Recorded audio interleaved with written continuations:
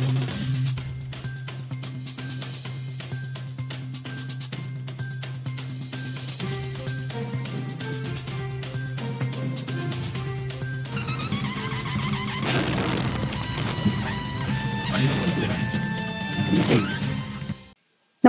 आपण पाहता हिरकणी न्यूज.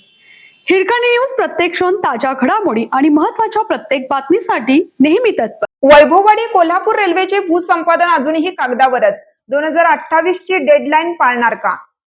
केंद्र व राज्य शासनाच्या भागीदारीतून बहुचर्चित वैभववाडी कोल्हापूर रेल्वे मार्गाच्या भूसंपादनाचे निर्देश मुख्यमंत्र्यांनी गेल्या डिसेंबर अखेरीस दिल्यामुळे तब्बल 9 वर्षांनंतर पुन्हा एकदा या रेल्वे मार्गाच्या आशा पल्लवित झाल्या होत्या.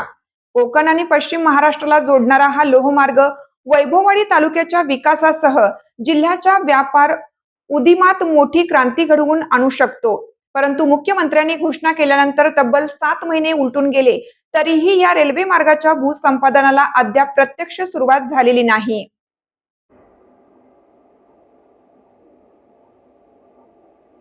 त्यामुळे 2028 पर्यंत हा रेल्वे मार्ग पूर्ण करण्याची घोषणा केवळ कागदावरच राहणार का, असा संतप्त सवाल आता स्थानिक जनतेतून निर्माण झाला आहे. कोकण रेल्वे आकार घेत असतानाच कोकणाला पश्चिम महाराष्ट्राची लोहमार्गाने जोडण्याच्या दृष्टीने विचार सुरू झाला आहे.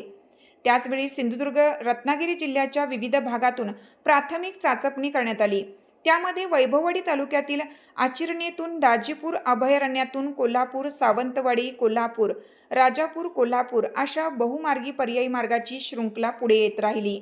परंतु 2016 मध्ये केंद्रीय रेल्वे मंत्री पदाची सूत्रे सुरेश प्रभू यांनी हातात घेतल्यावर त्यांच्या उपस्थितीत मिरजेत झालेल्या परिषदेत वैभववाडी कोल्हापूर रेल्वे मार्गावर एकमत झालं.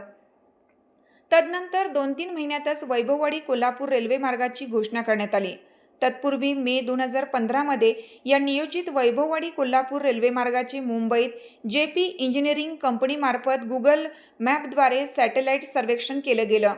2016 मध्ये रेल्वेचा शेवटचा स्वतंत्र रेल्वे अर्थसंकल्प सादर करताना प्रभू यांनी 3200 कोटींच्या वैभववाडी कोल्हापूर या महत्त्वाकांक्षी प्रकल्पाची घोषणा केली.